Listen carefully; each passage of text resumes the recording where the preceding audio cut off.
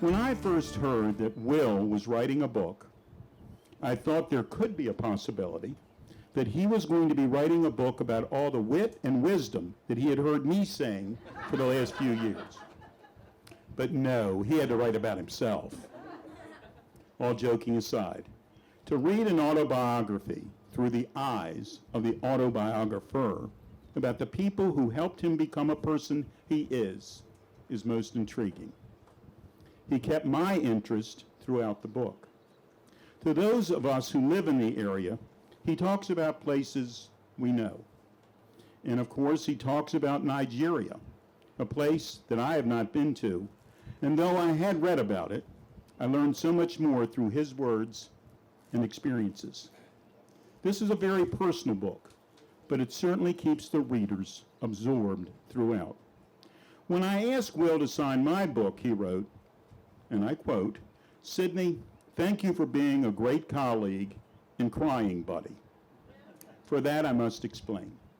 Will and I were at an event together, I think it was a few years back already, Will. We were at an event together a few years back, and I believe the question was asked about what we wanted our legacies to be.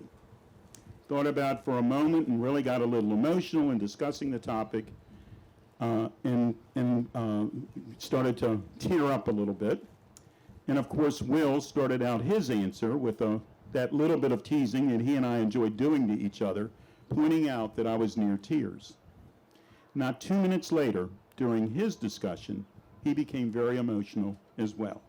Thus, our crying buddy friendship began.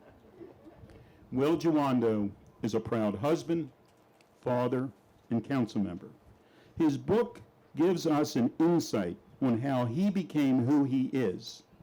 Please join me in giving a warm, and today it's a hot, please give me a warm Gaithersburg Book Festival welcome for my crying buddy, Will Jawando.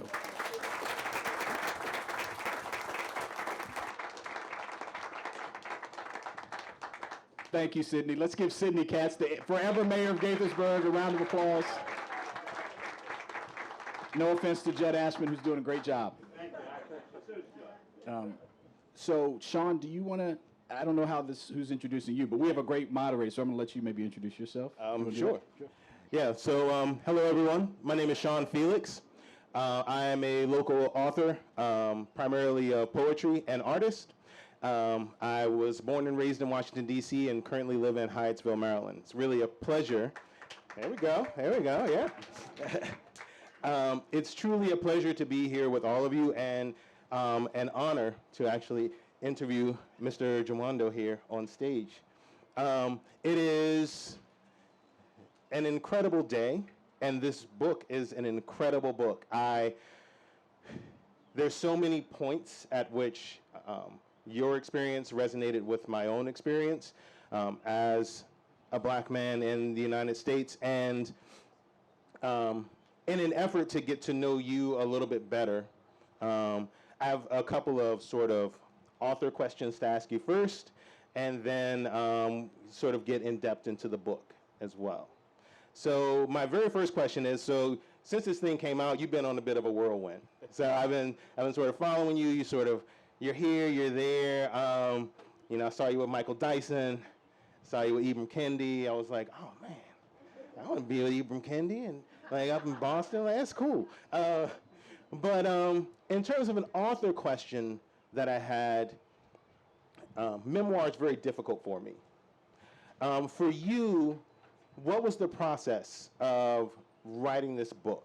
Like, were those memories readily accessible for you, or was there a process that you went through to get to where you were to write this?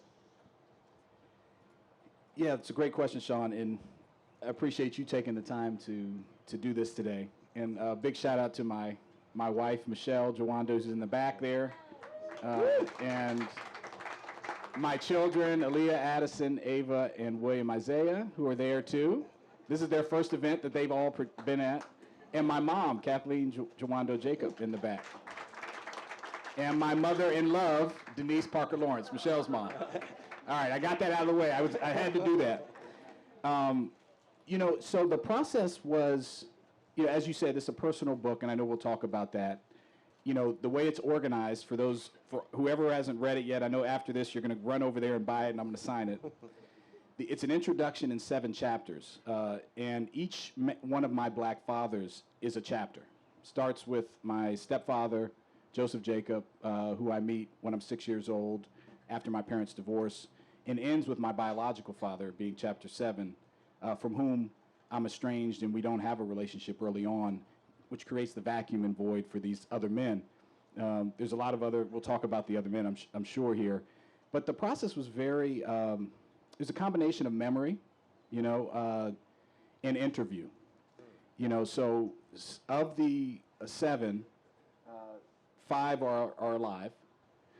So I was able to interview 4 of them. My biological father passed in 2017, about 5 years ago from cancer. I detail that process. Mr. Williams, who was my 4th grade math teacher at Oakview Elementary in Silver Spring, he passed in 2019, but I didn't know that until researching the book. And so I learned about him. His interview is really interesting. So I didn't know, your 4th grade math teacher, you know them as Mr. or Mrs. So-and-so, right? I didn't know his first name. And through the process of researching the book, I found through MCPS and through his daughter and grandchildren, about him, that his name was Charles Chuck Williams. And he was actually a teacher in his 2nd career. His first career is he was a captain in the U.S. Army, and he was a helicopter pilot in Vietnam. And he retired and then became an elementary math teacher at MCPS, right? Think about that. And so I meet him in 1992 at Oakview Elementary, a chubby kid being bullied. His parents had just divorced, trying to really find my mooring. And he's the first black man I've ever seen wear a jacket and tie every day.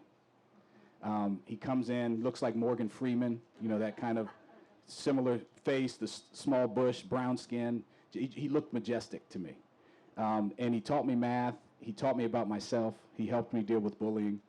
And so I know I'm going a lot further than your question, but it's interesting. But I only knew him 9 months, right? Your teacher's about 9 months. And I never see him again. But he's chapter 2 in the book. And I wish I would have caught him before he passed in 2019. But it's just an example of the diversity of these men and how they all gave me something that they needed. So I wasn't able to interview him, but I was able to research him. So it was a combination of research, getting back to your question, interviews with those who are alive, and then my memory, and then just putting the context around that of what was going on in the world in some cases at that time. Fantastic. Thank you. So in terms of memory, I started to think about growing up myself. When people ask me my story, I always dig back into, I grew up in Northeast Washington, D.C., right at the intersection of North Capitol Street and Rhode Island Avenue. Very close to Catholic University? Yes, indeed. And I actually have a connection to Catholic University again, but we'll get to that later. But when people ask me about my childhood, those memories are they're right there. Like, I know that neighborhood. I grew up in an all-black neighborhood. The only white people I knew were the sisters that lived in the convent up the street and my teachers at school. So my neighborhood was very distinct in my mind. I was wondering if you could sort of detail, over the course of the book, you talk about your Silver Spring. I was wondering if you could detail sort of your Silver Spring in your growing up. Yeah, it's a great question. And there are seats in here if you guys want to get out of the sun, my family. Okay, all right. So Silver Spring is this place, and it's so interesting in so many ways. You all are from here, many of you from here. Silver Spring is not an incorporated city, right? It is an amalgamation of, post office, 12 zip codes, and very diverse in who's there. And I actually start the book framing it in this context of this study on race and economic opportunity, right? Which is really what helped me frame the book. About 3.5 years ago, the New York Times reported on this Raj Shetty study out of Harvard and Stanford, which showed it took the 20 million children born in the United States between 1978 and 1983. There were 20 million children. I'm in that number. And it looked at where they lived based on census information. What were the demographics of those households? One parent, two parent, level of education. And it looked at their IRS data. How much are those households making? So it put all that together. And it was a very landmark study. They're still looking at the data and using it to inform policy. But one of the things it showed was that for black boys and white boys from the same neighborhood in the same background, so two parent, one parent, level of education, grew up in the same census tract, that they had wide earnings gaps 40 years later, right? And no matter, all the things you hear about, well, they didn't try hard enough or didn't have a parent at home. No, the only thing different from these kids was that they were black and one was white. And they had wide earnings gaps 40 years later. And that was true in 99% of census tracts across the country. So devastating. Doesn't matter, that was the case. There were these 1% census tracts where that was less so true, not as much true.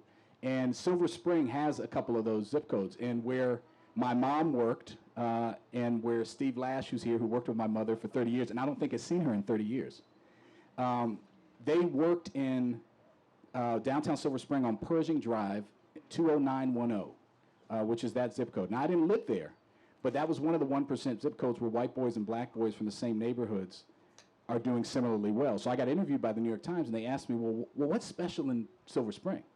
And to your point, I had grown up seeing really the dichotomy of my community. So I grew up in Long Branch in Quebec Terrace, which was less than two miles from this zip code.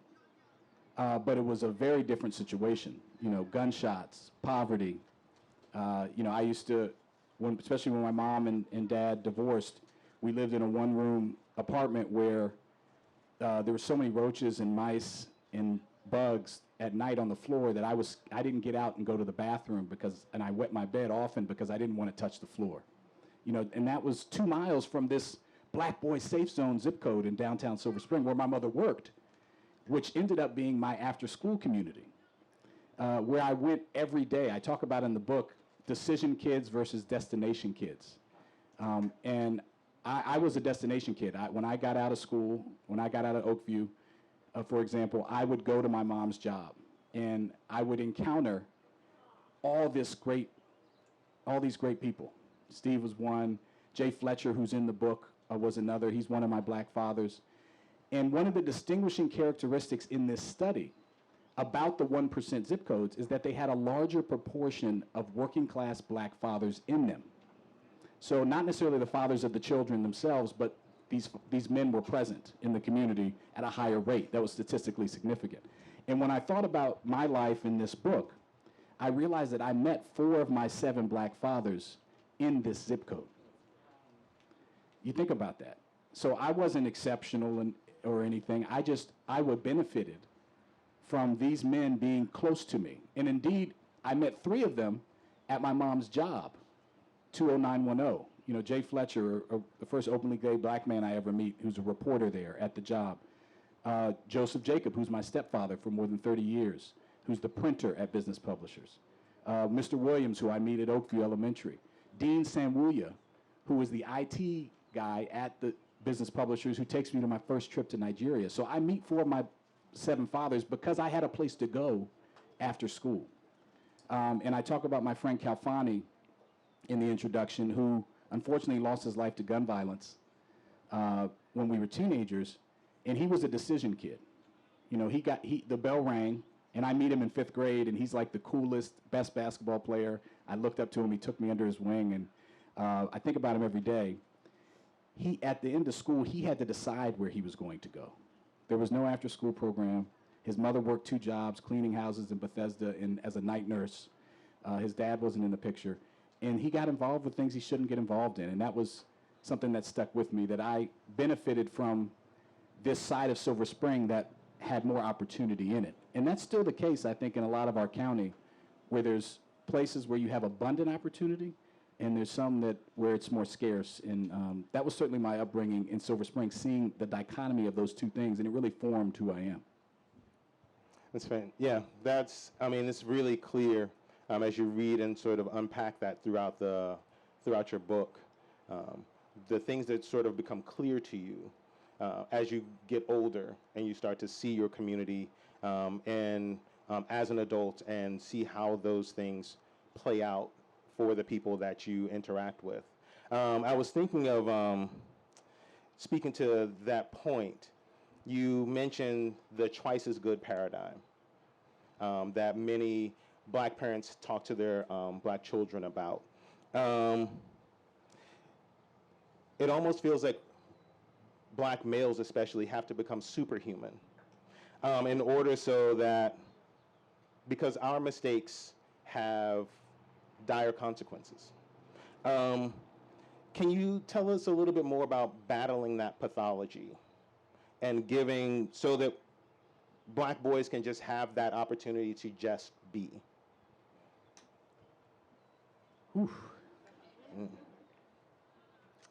I was getting emotional as you asked the question, because you said superhuman, right? Which is true. That's the twice as good or three times as good you have to do. And the study bears that out in a devastating way.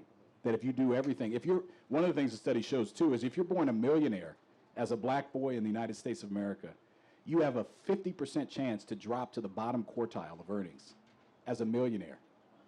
Flip of a coin. If you're born as a millionaire as a white child, 90+% that you're going to stay a millionaire in this study. So you talk about superhuman.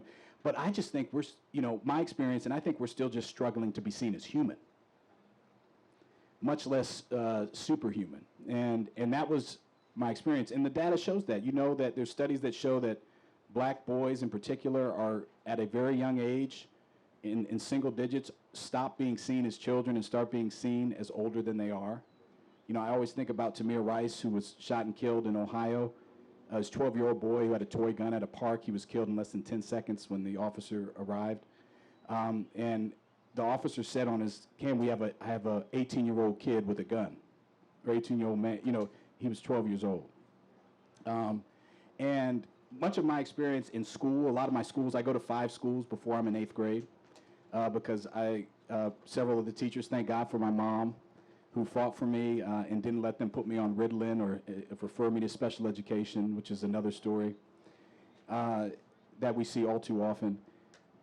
One of the things I really hope with this book is to show the humanity of black boys and black children.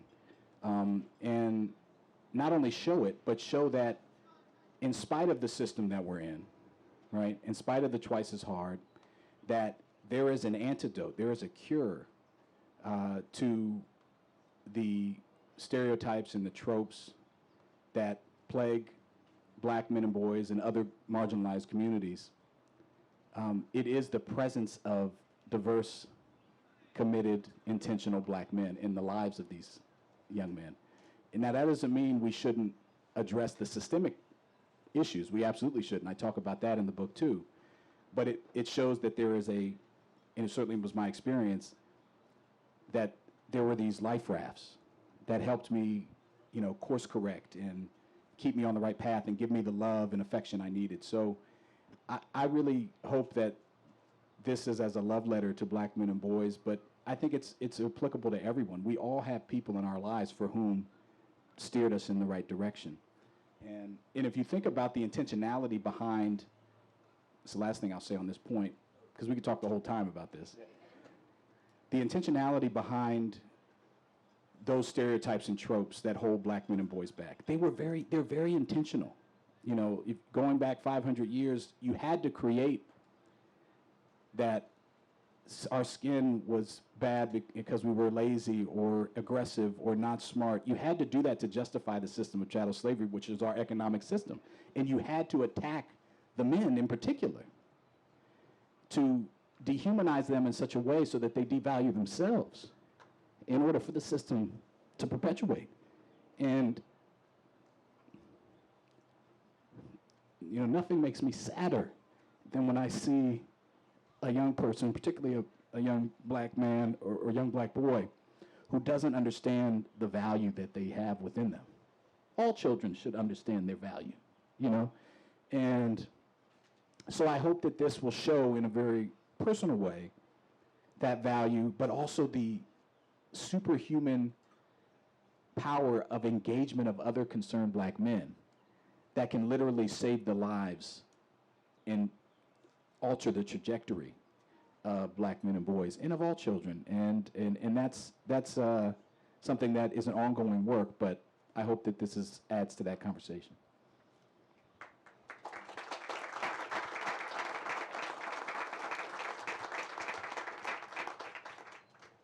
Thank you for that. So speaking about one of those men, so Mr. Williams, your chapter about Mr. Williams deeply resonated with me. So I'm a school teacher. Give him a round of applause for that.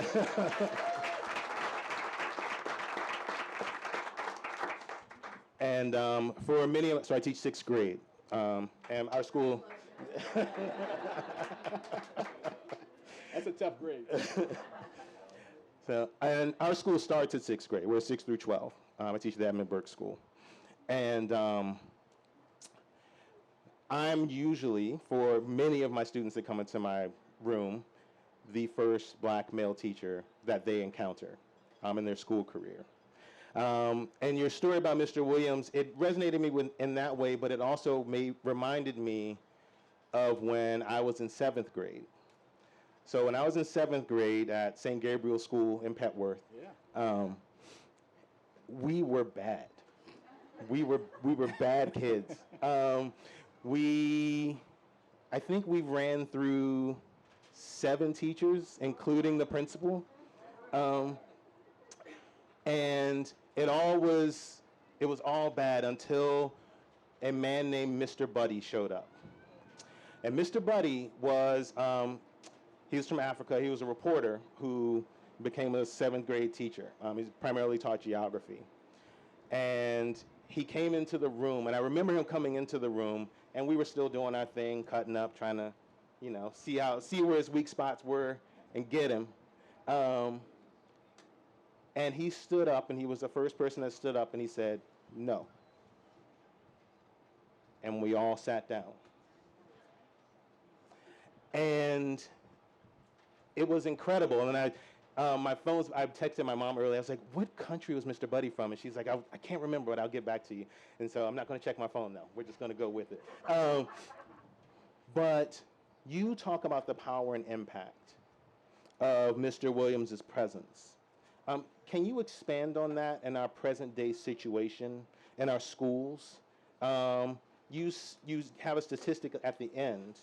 7 to 8% of teachers in the United States are African American, but only 2% are actually African American men.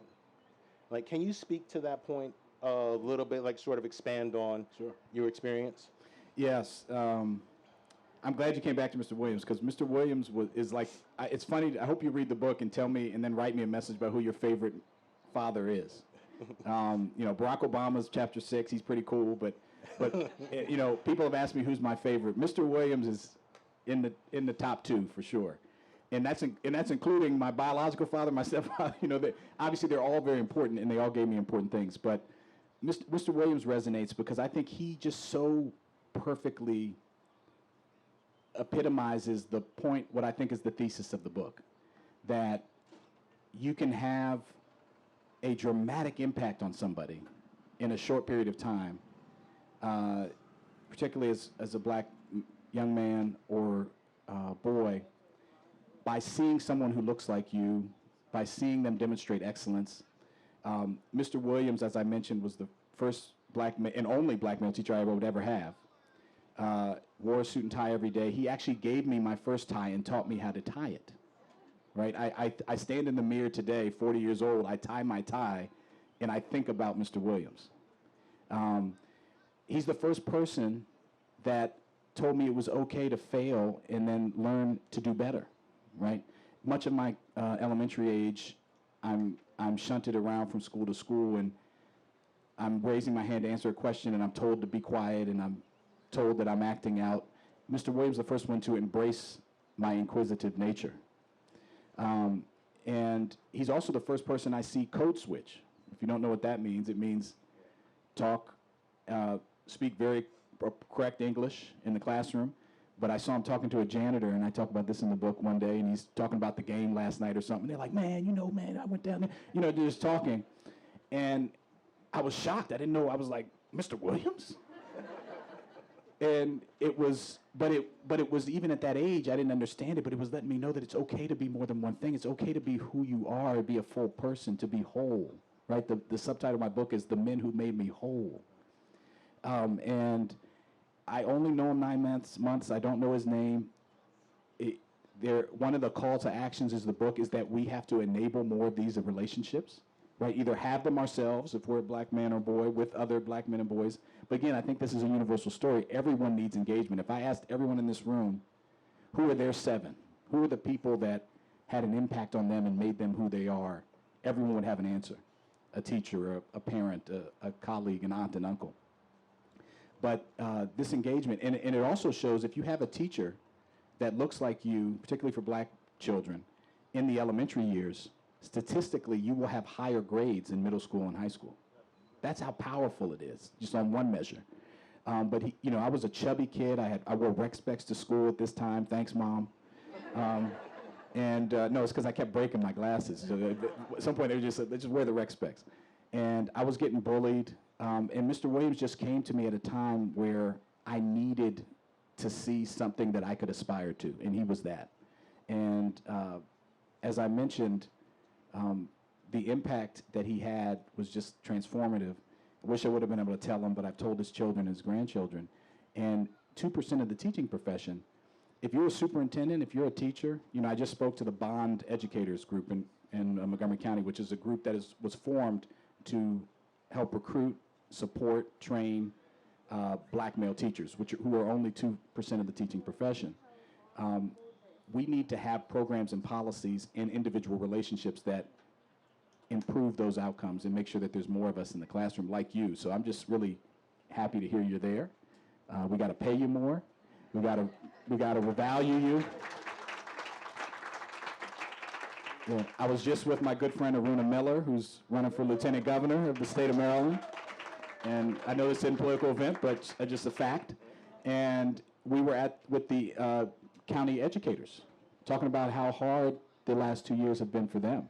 And I don't have to tell you that we make it very hard to be a black male educator, a black teacher in this system, and we have to support better. So Mr. Williams is amazing, and I hope that every child, my daughter Ava, wave to everybody. Stand up, Ava. Okay, she's shy. All right, that's Addison. Addison's standing up for Ava. Ava's in the 2nd grade, and she goes to school here in Gaithersburg at MCPS, and she has, this year, the first black teacher that she's ever had. And she came home from school the first day, and she said, Mommy, Daddy, I have a black woman teacher. And she was like, just like her eyes were just expanded, and it just shows the power, of these relationships. So, Thank you. Thank you very much. I'm gonna get sort of deeper into some of these fathers that you mentioned. One part about, and this sort of speaks to your childhood and growing up, and as you move forward in your life, you talk in your chapter about Wayne Holmes, about being saved from emptiness and loneliness, and about how you felt in the world. I feel like we all hit those crossroads. Why do you think we hit these points? And how do we build up our children to stave that off? You spoke to, teachers, but then Wayne Holmes has a special moment for you. Like, how can we speak to that overall? Like, how can we actually build our children up so that they don't confront it when you confronted it? Well, Wayne is all of these characters are awesome. And they're not characters, they're people. They exist. But Wayne Holmes is 6'6", probably about 400 pounds now, but he'll get mad at me. But he was a offensive lineman for Penn State. He was an All-American at St. John's College High School, where I got a scholarship to. And he is a teacher there when I'm in high school. And he's also the football coach, and he also starts a choir, a gospel choir, unsanctioned, by the way, at St. John's, that I peer in the window. I'm the proverbial onlooker. I peer in and I see them practicing after school, and I have a deep affection for gospel music. I actually tell my faith journey in this book as well as a Christian, and I joined this choir, and it's the first. I talk about it as the first inclusive, truly inclusive group that I've ever been a part of. There's all sorts of kids in it. There's all sorts of nationalities, races, genders, sexuality in this group, and we're all accepted. And, I'm a basketball player. I'm like the jock, and all these kids in the choir are not that. And so he really helps me do a couple things, and I'll answer your question. Realize that I can be more than one thing, right? That I don't have to be typecast into one category. I can sing and play basketball. I can be vulnerable and work hard as an athlete, because he did it.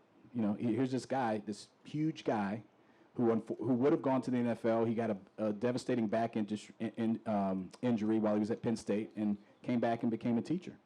One of the 2%, right? One of the black male teachers. And when I have a devastating kind of a set of events in my athletic career, I get recruited down to college to play basketball. The coach leaves, and I'm kind of pushed to the side. And this is after beating DeMatha by 2, and I'm the captain of the team. And you guys know from here know what that means. That's a big deal. Played in the city title game at the then MCI Center. I didn't know what I was going to do. And Wayne takes me to school, and then when I come back, my parents had moved. I lived with him for a year while I go into the AmeriCorps program and save money to go to school the following year at Catholic University. And Wayne really helps me through that period of depression, really, and loss, and helps guide me to the next phase of my life. And I think one of the things that I love about the way this book is, and it's mostly chronological, is that each of these men, to your question, helps me at a point where I need them to step in and love and guide me. And it's not a one-time thing. And it's not all on one person, right? Mr. Williams, 9 months in 4th grade.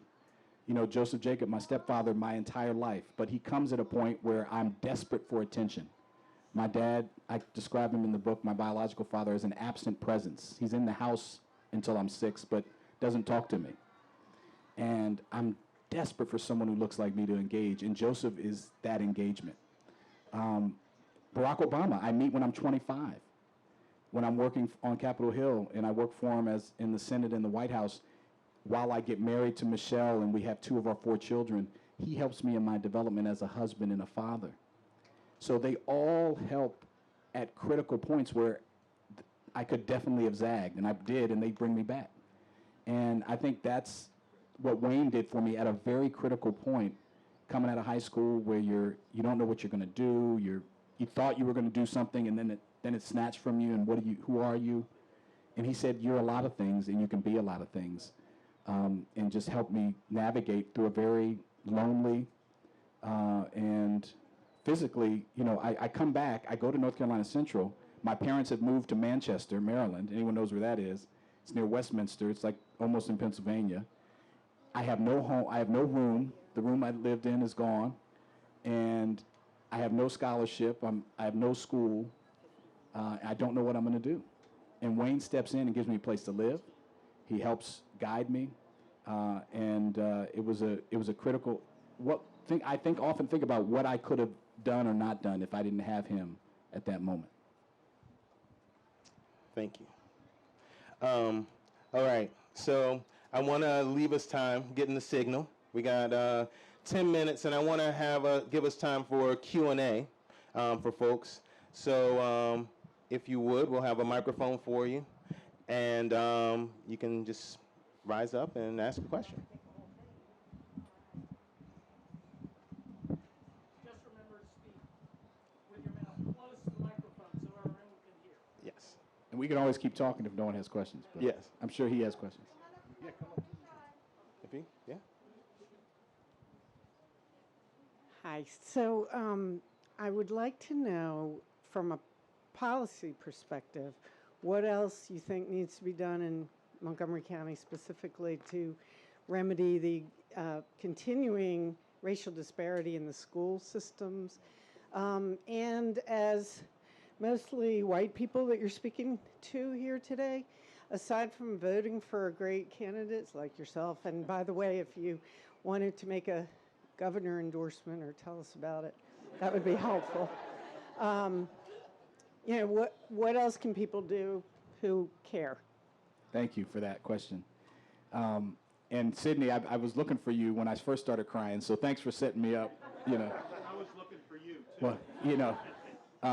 Well, Sydney and I often talk about we are in so many ways we're bookends, and I'm going to answer your question of the council in that he went to segregated schools in Montgomery County years ago, and I think about my experience in Montgomery County in the school system, and we still have these disparities, which aren't unique to us, right? But they're persistent, and we have 211 schools, so policy. You know, I get very frustrated, and sometimes my colleagues get frustrated with me because I'm frustrated about the pace of change, right? I cannot abide that there are still decision kids out here, that we have 211 schools and we don't have an after-school program when research shows us from 3 to 6 are the critical hours where you have to have kids on track and having them engaged. That's a policy and budget decision. If I'll come to you as the voters and say, we need to make sure that we have enough tax revenue to provide an after-school program for every child who needs it. That should not be in question because we're going to pay for it on the back end. Now, we've made progress. I'm proud to work with my colleagues on how many we've expanded over time. And we made a significant investment in wellness centers this year in this year's budget. But we have to move faster because the schools I went to, Oakview and others, there are still schools on that list, when I look at the list, that I knew needed this 30 years ago. And so there's some really basic things that we have to have a conversation about our social contract. Who are we going to be? Are we okay with allowing teachers to be underpaid and schools to be under-resourced and programs not to exist? Because there's a cost to that. And we need to talk with ourselves about society. So I think that's one thing, like enable. Then support nonprofits that are enabling these relationships. You know, I talked to our superintendent, and I mentioned the Bond Group, which exists to create a more welcoming environment for black male educators and recruit them. We need to create pipelines into education for more teachers that look like our diverse student body. Our student body is majority black and Latino and Asian, 75%. That's our student body now. It's not the student body from 30, 40 years ago. So we have to meet the needs of our students today. We also need to make sure, here's the other thing that doesn't always come up. I think about Kalfani's mom, who worked 2 low-wage paying jobs. And she had to work 2 because she couldn't afford housing and couldn't afford to live here if she didn't. What if we paid people enough to work 1 living wage job, right? And that meant she could be home more and be more engaged, right? How do we relieve the pressure? What if we provided childcare for young people, you know, for families that need it, right? So all those things factor into these relationships. And then you didn't ask this, but on an individual level, we need to enable these relationships to happen more often. We all have a role. Like if you know a child that needs these relationships, that's a black man or boy, introduce them to someone, get them in a program. But have them yourselves too. This is not just about us. I just think they're super powerful in our context, but everyone needs these relationships. And so I would say, that's what I would say. I could go on forever, but that's what I would say. I think those are some of the things we do. And I think I gave you my endorsement when I introduced Aruna Miller, who's running with Wes Moore. So. To your point, I grew up in Newark, New Jersey, in an area that was very homogeneous, and our teachers lived in our neighborhood. They were friends of our parents. To add to your list, we need affordable housing so people like teachers and firemen and policemen can live in our communities. Absolutely. You took the words right out of my mouth. And actually, we worked on a bill to create a tax credit for public safety workers, but we need to add it to teachers We need state authority to do that. That's something we want to do. I agree with you 100%. Being in the community, there's no replacement. The affordable housing issue is such a connector. If you're a wealthy person, you're worried about will your kids be able to afford to live here. If you're low income, you're worried about making it right today. We have to build more housing, make it more affordable, build different types of housing. That's something that I'm proud to work with my colleagues on as well. Can we do one or two more? Okay. Anyone else? One more? Una más? 5 minutes. We got 5 minutes. Okay, come on up. There you go. One or two. We'll squeeze it in. I'll answer shortly. Well, it's not a question, it's a comment, and I'm so proud of you doing this book, being from Silver Spring, Maryland. I'm a proud resident of Silver Spring, Maryland. Michelle, where are you? Hey. And a very proud member of our church, Kingdom Fellowship, which you belong to, and I'm so happy that you're here. Thank you. Thank you very much.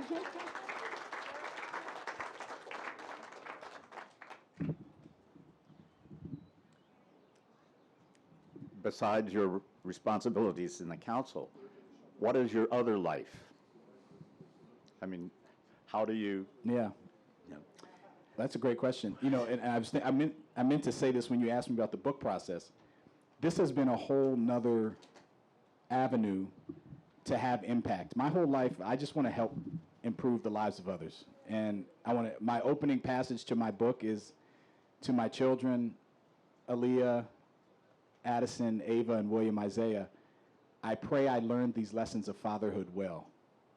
That's my dedication page, because my number one job is to be a good husband and father to them and to give them opportunities.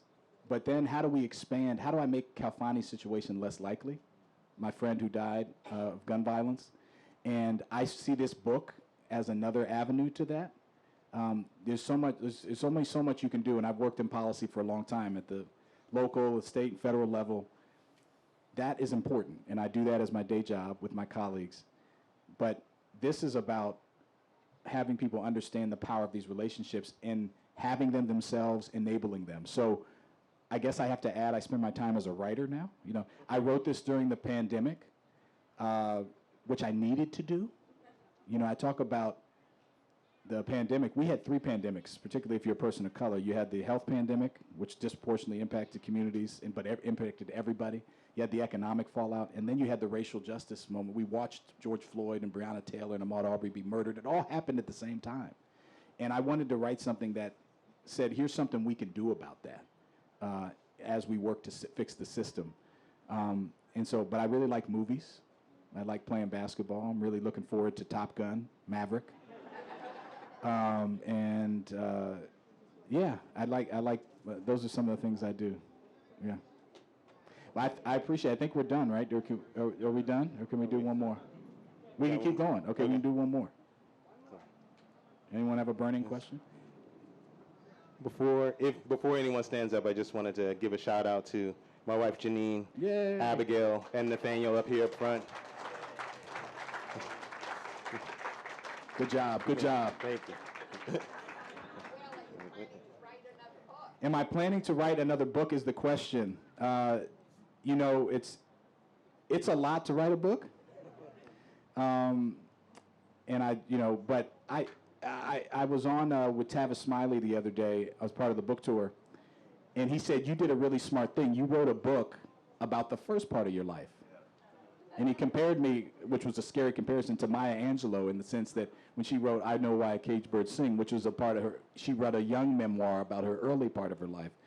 So I don't really touch on in this book anything I've done in office or professionally. This is just really about, my growth and development, and it's more of a personal book about my relationships. So I hope I'll do some things that require me to write another book, but yeah. I agree with that. I agree. Well, I just want to say thank you to all of you. I will be signing book. Thank you. Yes.